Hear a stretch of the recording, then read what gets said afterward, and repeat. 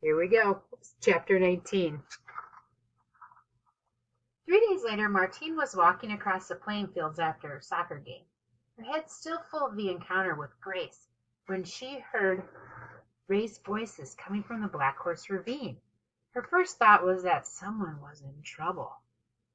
Black Horse Ravine was a deep gorge with a fast-flowing river which lay beyond the boundary fence of the school. It was so treacherous that the punishment for even entering the dark pines that fronted it was 10 detentions. But Martine didn't hesitate. She climbed over the fence and ran into the trees. When she was out of the sight of any passing teacher, she squatted down and listened. Right away she recognized the voices of the Five-Star Gang. They seemed to be taunting somebody. "You think you're pretty clever, don't you? Do you really think you can make fools of us and get away with it? Tell us the truth, or you're going for a swim. It was your twisted little brain that came up with this plan to humiliate us at the Botanical Gardens, wasn't it? Answer us, and don't pretend you can't speak. The teachers might be taken in by your act, but we are not." There was no response from their captive. "He is such a waste of space, isn't he?" Scott said. "I mean, look at him. You're a runt, Buddha. You know that. I've seen chickens with more meat on their bones." "You're a loony. Has anyone ever told you that? You're a freak." "You're one of those sad-looking dogs you find down at the shelter," jeered Luke. "Say, I'm a mongrel, Luke. What are you? Say it. Say it. I'm a mongrel." Martine had until then been crouching behind a boulder, too scared to intervene. But all those words, those memory of 10 days' story, came burning through her like liquid fire. With a yell of fury she burst out of the trees. Luke and Scott had been a hold of Ben and were forcing him to stand on the edge of the ravine. Lucy was laughing at her high-pitched laughter, and Peter was sitting on the ground near by, looking slightly green. "What are you?" Luke was saying to Ben. He didn't see Martine until she was right in front of him, and then he just stammered, "Martine." What the "I'll tell you who Ben is," Martine heard herself hiss. "He is my friend. That's who he is. He's also the boy who beat you by about 50 meters in the 100-meter race at the school championships, Luke.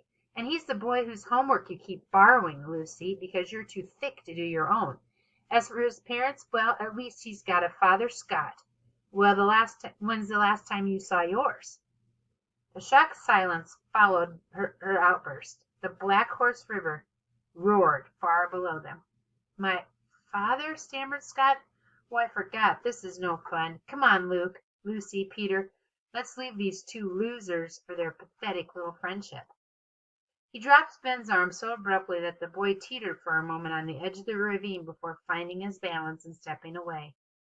They leapt noisily, kicking at pine cones, cursing as they went. Martine and Ben were alone. Martine suddenly felt shy. Are you okay?" she asked hesitantly. It struck her for the first time that Ben was very handsome. He had topaz eyes like a lion, shiny black hair, and white, even teeth. When he spoke, his voice was soft, and he pronounced each word clearly and separately, like a newscaster. "I appreciate your help," he said, "but I prefer to fight my own battles." For several days after the incident in Black Horse Ravine, Martine went back to feeling nervous again at school. She was convinced that the Five-Star Gang would want to get back at her somehow. Instead, something completely different happened. By standing up to them, she seemed to have earned their respect. Lucy Van Heerden presented her with a box of homemade condensed milk cookies to apologize, and all 5 of them went out of their way to be nice to her. And I'll give you the recipe for condensed milk cookies. Martine was cool with them at first. She was still angry about the way they had treated Ben at the ravine and the wild goose at the Botanical Gardens. But they kept telling her that they both were just games and they'd gone too far, and that they felt really bad about them, and gradually she came to believe that they had changed. That didn't mean that Martine wanted to be bosom buddies with them, but it did mean that when their close friend Cheryl offered her a slice of carrot cake and wanted to sit by her, she accepted, and when Yosa asked her about life on Zimbabwe, she was happy to go along with that too. She kept remembering Grace's words. You will find a friend you seek in the last place that you look. Maybe Grace had been right about that too. Of course, Ben was still Ben, and he still spent all of his free time by himself. Ever since Martine had intervened at the Black Horse Ravine, he seemed to have gone out of his way to avoid her. Lucy had given him a box of apology cookies too, but he later had been seen handing them out to some homeless children. At recess he once again sat cross-legged under the distant trees with his palms resting on his knees turned upward. Some days Martine was convinced that he was meditating. Now that she knew he wasn't mute, that he actually had a beautiful speaking voice and was, as she thought all along, very smart, she spent a lot of time puzzling over why he never talked to anyone at school. Finally she'd come to the conclusion that he just couldn't be bothered. Maybe school and the people in it didn't interest him. Maybe he was only here because he had to be. Maybe he was the happiest when he was in nature like Tenday.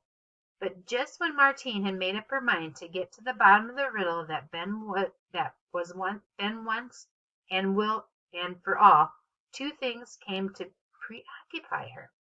She began to get the distant impression someone was going through her locker. Nothing was ever taken, and the changes, if there were any, were subtle ones. Workbooks curled up at the corners as if they'd been flicked through. Items shifted or replaced in a different order, but it was still creepy. Then a tiny watermark she'd done of Jemmy went missing. She spent so long searching for it that she was late for her next lesson. "Ah, Martine," said Miss Volkner when Martine burst in. "Good of you to join us." Martine was mumbling an apology when the teacher interrupted. "We were just discussing African folklore." Lucy asked a question about giraffes. "Giraffes?" cried Martine. "Yes, those creatures with the funny long necks." Miss Funny long necks, said Miss Volkner, who was irritated with Martine for being late. "Do you have a problem with that? I have thought you'd been quite a class expert living on a game reserve." Martine was about to deny that she knew anything at all about giraffes when something stopped her. It wasn't often that she got a chance to talk about her favorite subject.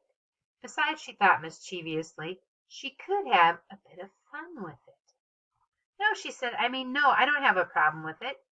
"Good, then perhaps you can tell us what you know." So Martine, flushing a little bit with shyness, told the class how the ancients had regarded giraffes as the most innocent, delicate, and timid of all the wild animals, but also brave enough to fight dragons.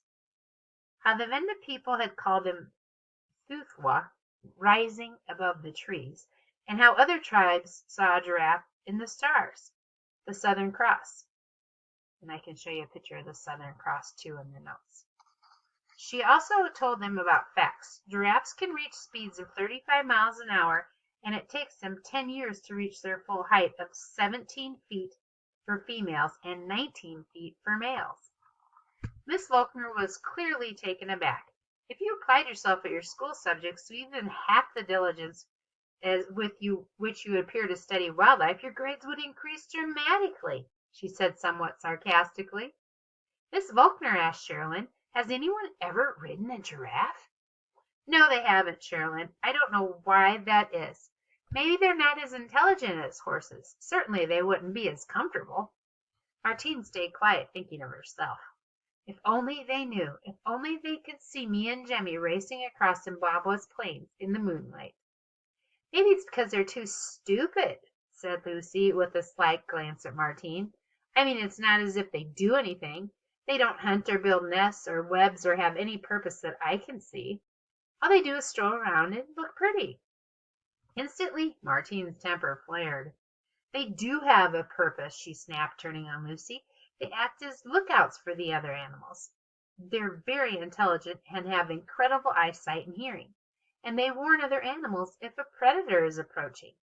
Their ears are so amazing they can even hear whistles that only dogs usually hear." As soon as it was out of her mouth she regretted saying it, but it was too late to take it back. "How do you know?" challenged Lucy. "About the whistle, I mean."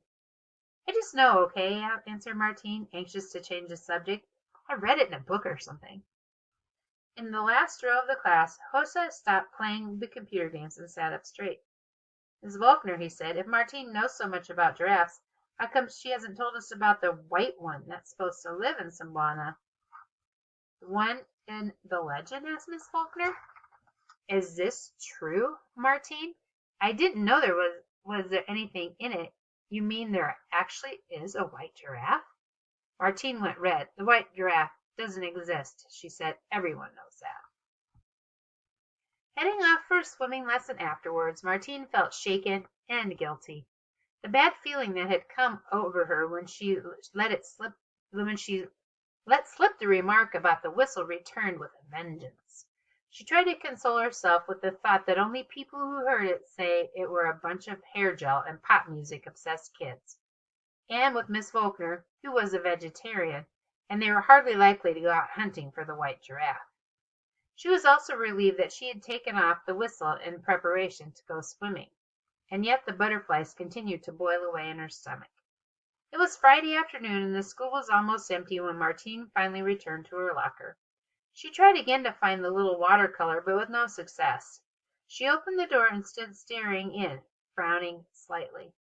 Again she had the feeling that someone had been tampering with her things. Out of one corner of her eye she saw Gwen Thomas's car pull up into the parking lot. Martine removed her backpack and empty lunchbox from the top shelf and hung her wet towel around her neck. She knew she was keeping her grandmother waiting, but she continued to stare into her locker. The longer she stood, the more feverish and worried she felt. Something else was missing, she was sure of it. It wasn't until she was halfway back to Simbama that it hit her. The whistle.